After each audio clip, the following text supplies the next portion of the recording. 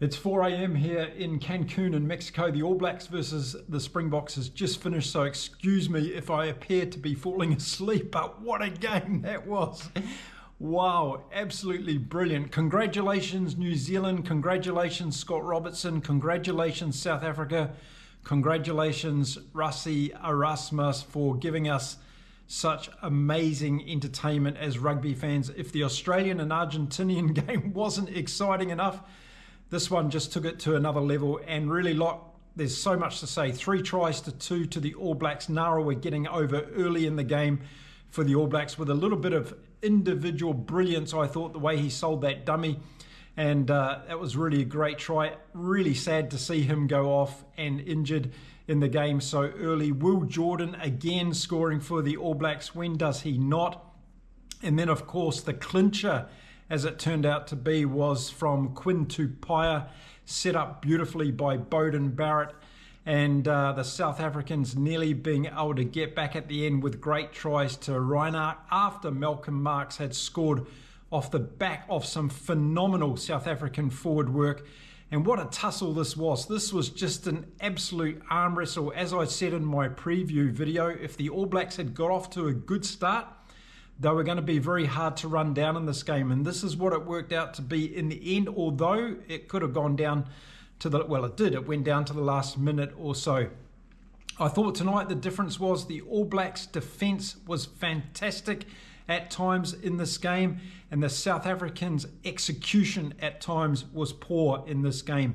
But I think they go hand in hand. I saw the All Blacks putting in some huge defensive efforts, which turned the South Africans around and put them under pressure, so they made those errors. But some of those errors were uncharacteristics. The conditions were hard. Let's realise that. It was raining throughout the game. The ball was difficult to manage. We saw a lot of high ball kicks from both teams in trying to determine some ascendancy with both territory and possessions. The scrums were fascinating. The Boks killed the All Blacks on a couple of occasions, but the All Blacks came back and put some great scrums up and won some penalties from the scrums as well. So that was interesting how the ebb and flow went with the scrums. Same with the lineouts. We saw different wins from different teams on the opposition throw. We saw Norkia doing some great stuff, but Scott Barrett got up there and got a couple of great steals for the All Blacks. The breakdown were absolutely fantastic. Competition tonight from both teams, I thought. We saw the likes of Malcolm Marx doing a lot of good work, but when Kwagga Smith came on, it really seemed to make a difference to the Springboks. I love Kwagga so much. He's a fantastic player, and he's not a giant of the game either as far as size, and it just shows what you can do when you've got sheer strength and mobility, and Kwagga did it again tonight. I thought Andre Pollard played really well with a lot of his decision making, some 50-22s, and also Beauden Barrett. We saw some fantastic 50-22s from both number 10s tonight. They were really on their game again in very difficult conditions for the number 10s to control the game. I thought Reinhardt made a difference to the Springboks when he came on, but I think that was in correlation also with some of the bench that had come on for the Springboks at that time. We saw De Jager come on. That made a difference in terms of the ball winning ability for the Boks, and Jan-Hendrik Wessels, I thought, did a couple of really good carries that I saw as well. Thought Siya Kolisi did a really good game for the time he was on the field.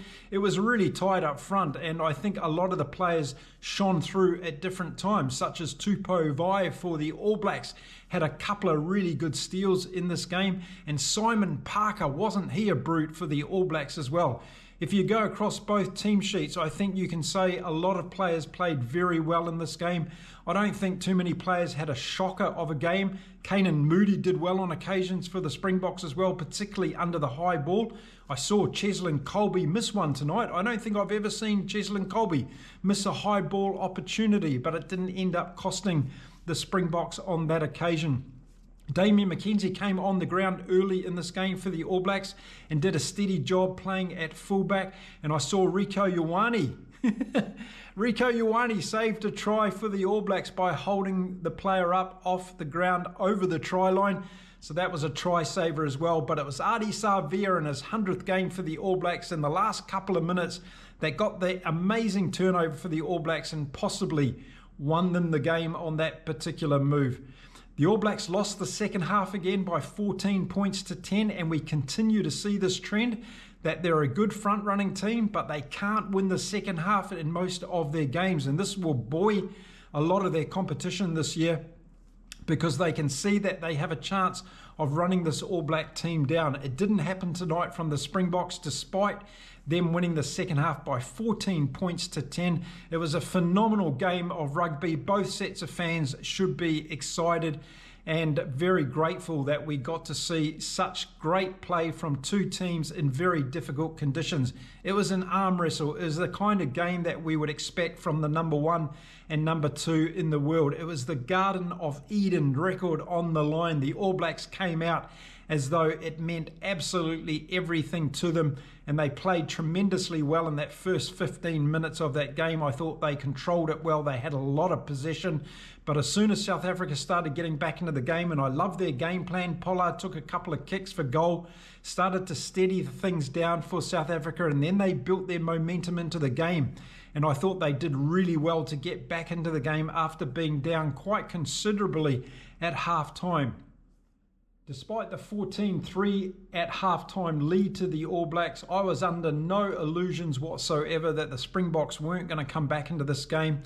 I've seen it all year long with the All Blacks in terms of their second half performance, and again, it's something despite a very good win tonight, and applaudits to everybody associated with that.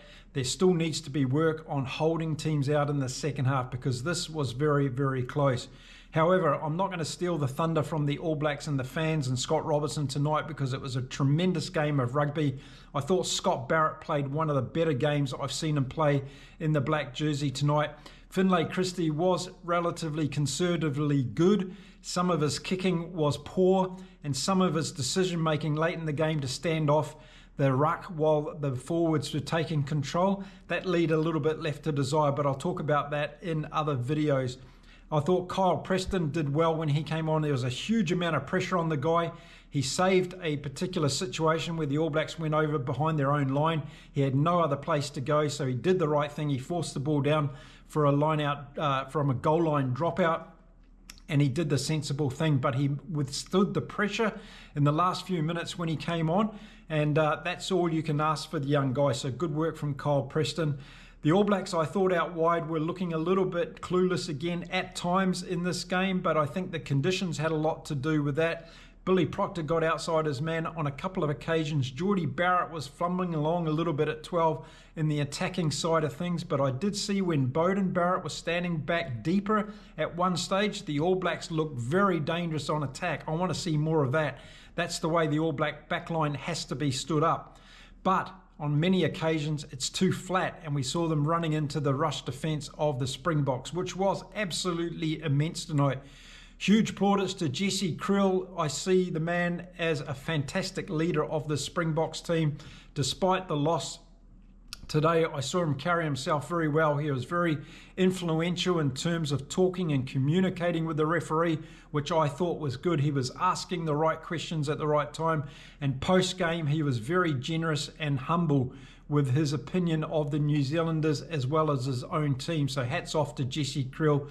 The Springboks certainly have a great ambassador as their captain there in that man. It was an absolute bruising affair as well. We saw a number of players go off with HIA conditions. Cody Taylor went off for the All Blacks, didn't come back. Wallace Satiti went off and he came back. So in terms of those players on the All Blacks that really impressed me tonight, I thought Tupou Vai had a fantastic game. Simon Parker had a really great game. Ardie Savea played well. Scott Barrett was doing really good stuff. Takiaho made an impact when he came on as well. There was a lot of good players across the park for both teams today. I thought Grant Williams was put under a lot of pressure by the All Blacks. That was part of their strategy as it saw, plus also the conditions troubled him at times. But the times that Grant Williams did get caught, he wasn't being protected by his loosies, so I wouldn't be rushing if I was a South African fan to start throwing Grant Williams under the bus. I thought he did very well considering the intense pressure that he was being put under, and he came out the other side well. And as the game started to open up and tire a little bit from the All Black side, we saw Cobus Reinhardt being able to make some good runs, and that's exactly why Reinhardt comes on late in the game to be able to make that impact. So I think that swap between those two is very good. It works for the Springboks. It just wasn't quite enough time for the Springboks. But the All Blacks defence tonight, they scrambled really, really well. They did some intensive things to save this game, and I think they can put their win down to that defensive performance, as well as starting off really well with those good 2 creative tries in the first half. But it was a fantastic game of rugby. I'm going to be back later on today with some more details about this epic game, but the final whistle's just gone. I wanted to share my opinion about it straight away.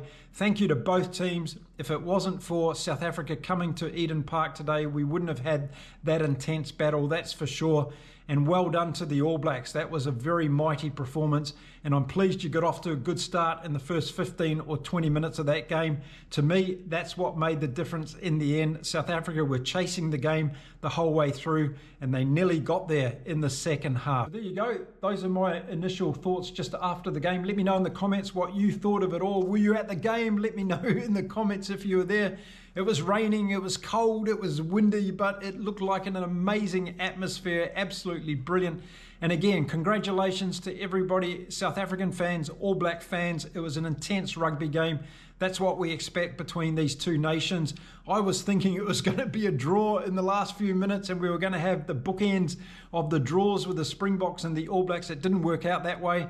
And now the fever pitch excitement can start for next weekend's game to be played in Wellington at the Cake Tin.